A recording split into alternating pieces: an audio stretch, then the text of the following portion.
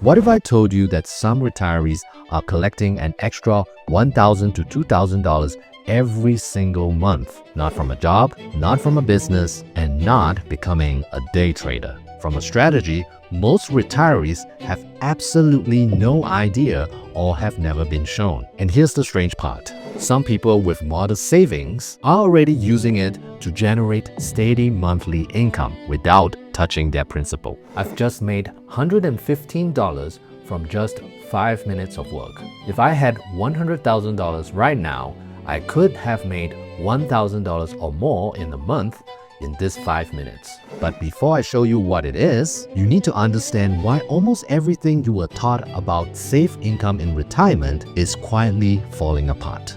I'm Average Joe. Let's go. Don't touch your savings. For years, we've been told, save as much as you can, build a nest egg, and whatever you do, don't spend the principal. It sounds responsible, but think about what that really means. You spent 30 or 40 years working hard to build that money, and now you are afraid to use it. Your savings become something you protect instead of something that supports the life you work so hard to create. I'm not saying you should spend recklessly, far from it. But retirement isn't about dying with the biggest bank account. It's about enjoying the years you have earned. Modern retirement planning is much more balanced. It's about creating a strategy where your money works for you, not just preserving it forever. Just live off the interest. This sounds wonderful in theory. Who wouldn't want to live off the income and never touch the principal? The problem is the math doesn't work for most people. Let's say you want to generate about $50,000 a year. If your investments earn around 4%, you need roughly about $1.25 million invested. Now ask yourself honestly, how many actually have that? Most don't. Many Americans retire with far less than that. So while living off the interest sounds like safe advice, for the average Joe, it's simply unrealistic.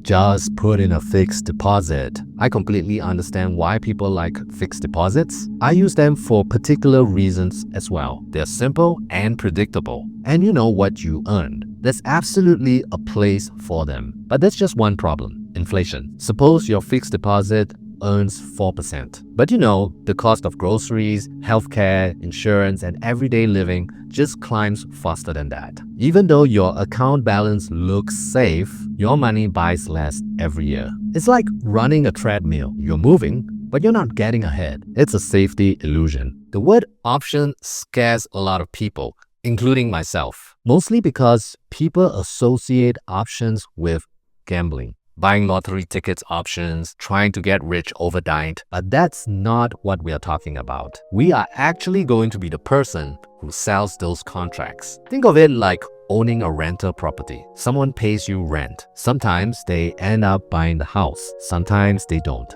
Either way, you collected rent. Options can work in a surprisingly similar way. Let's start with something called cash-secured puts. Imagine you genuinely want to own Coca-Cola stock. Great choice, by the way. It's currently trading at $84.14. You would actually prefer buying it at $82. Instead of placing a limit order, which is just an instruction to buy or sell a stock at a specific price, you sell what is called a cash-secured put. You promise, if Coca-Cola stock falls to $82 on August 7th, I'll happily buy it. Because you're making that promise, someone pays you immediately. In this case, you get $118. That's called the premium. Isn't that crazy?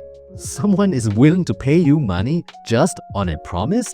Now, one of two things will happen. On August 7th, the stock price never reaches $82. Maybe it's at $82.50. Great, you keep the money and you can repeat the process again. Or the stock price dropped below $82. You buy the Coca-Cola stock that you always wanted at a cheaper price, while still keeping the premium. Either outcome is perfectly acceptable because once you own the stock, you can sell what we call a covered call. Now let's say you already own the Coca-Cola stock. Instead of letting it just sit there and wait for it to grow in value, you can sell a covered call. On August 7th, you agree to sell your Coca-Cola shares if it rises above $86.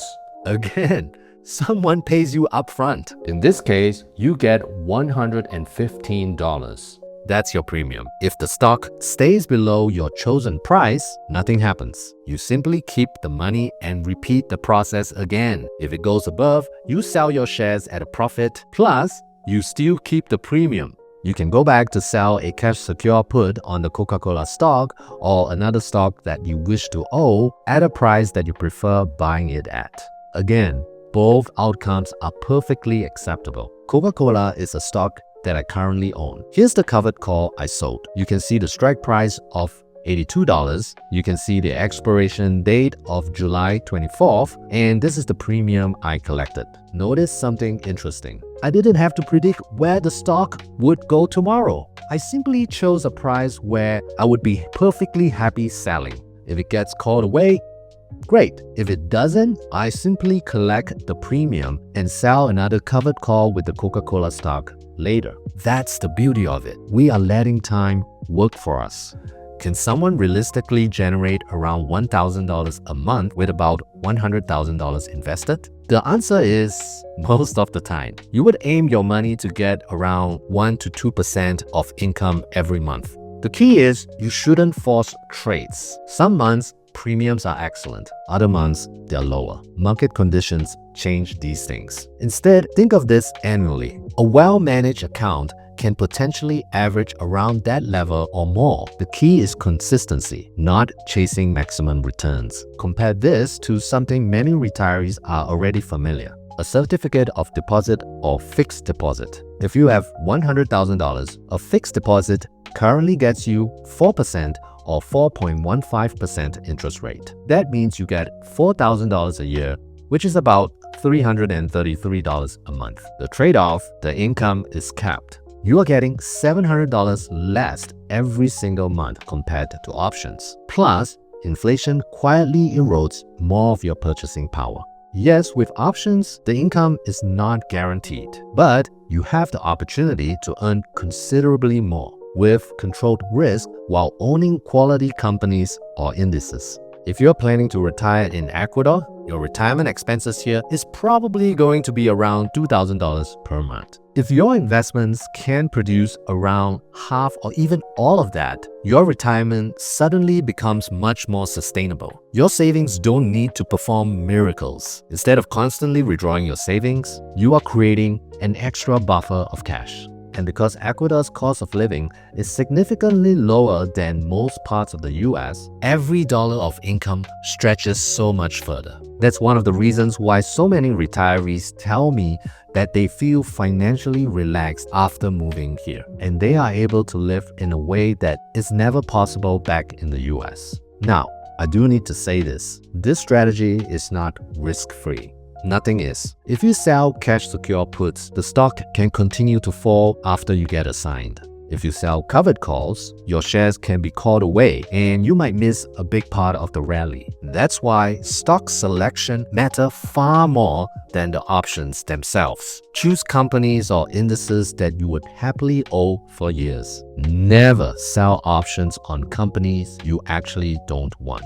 If you ever thought options are only for Wall Street professionals, hopefully this video changes your mind. And this strategy can be surprisingly simple once you actually understand what's actually happening. If this area is something you want to see more, comment more below and we can go more in depth on the topic. Leave a comment below telling me how long you have been investing and what type of investments they are. I'll see you in the next video. Bye!